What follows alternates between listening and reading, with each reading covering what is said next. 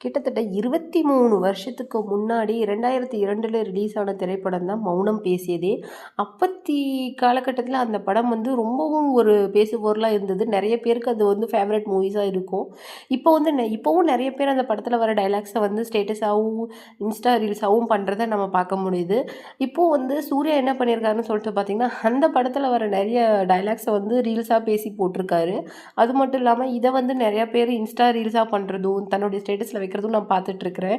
ஏன்னா இவ்ளோ வருஷம் கழிச்சாலும் மௌனம் பேசியதே படம் வந்து என்னுடைய க்ளோஸ் டூ த ஹார்ட் அப்படின்னு சொல்லியிருக்காரு. அந்த படத்த 23 இயர்ஸ் கழிச்சு இப்போ வந்து ஃபெப் 14 வந்து ரிலீஸ் பண்ண போறாங்க.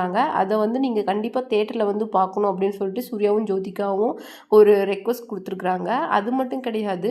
இந்த படம் வந்து 2002ல வந்து ரிலீஸ் ஆனப்போ இதுல வந்து சூர்யா, ட்ரிஷா அப்புறமேலு லைலா எல்லாருமே நடிச்சிருப்பாங்க. ஒரு நடிகர் பட்டாளமே அந்த படத்துல நடிச்சிருப்பாங்க. அந்த படத்துல காமெடிஸ் ஆகட்டும், இல்ல ஒரு ஃபைட் சீன்ஸ் ஆகட்டும், எமோஷனல் மொமெண்ட்ஸ் ஆகட்டும் எல்லாமே சூப்பரா இருக்கும். அப்பத்தி காலகட்டத்துல அந்த படம் வந்து அவ்ளோ ஒரு சூப்பரா இருந்தது. ஏன்னா சூர்யாவுக்கு வந்து ஒரு அவர் ஒரு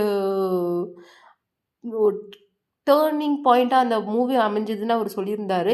எத்தன வருஷங்கள் கடந்திருந்தாலும், நெறைய படங்கள் நான் பண்ணியிருக்கேன். ஆனா, ஒரு சில படங்கள் வந்து என்னுடைய க்ளோஸ் டூ மை ஹார்ட் அப்படின்னு சொல்லலாம். அந்த மாரி ஒரு படம் தான் மௌனம் பேசியதே.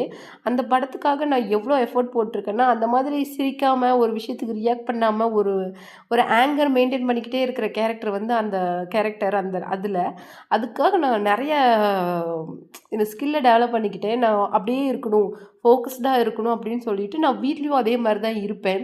ஸோ, அதனால தான் என்னால செட்ல அந்த கேரக்டர கேரி பண்ண முடிஞ்சது அப்படின்னு சொல்லிட்டு, அந்த படத்துல இருக்கிற தன்னுடைய கேரக்டர பத்தி நெறைய பேசியிருந்தாரு. அது மட்டும் கிடையாது. அதனுடைய டயலாக்ஸ அவரே ரீகிரியேட் பண்ணி சொல்லியிருந்தாரு.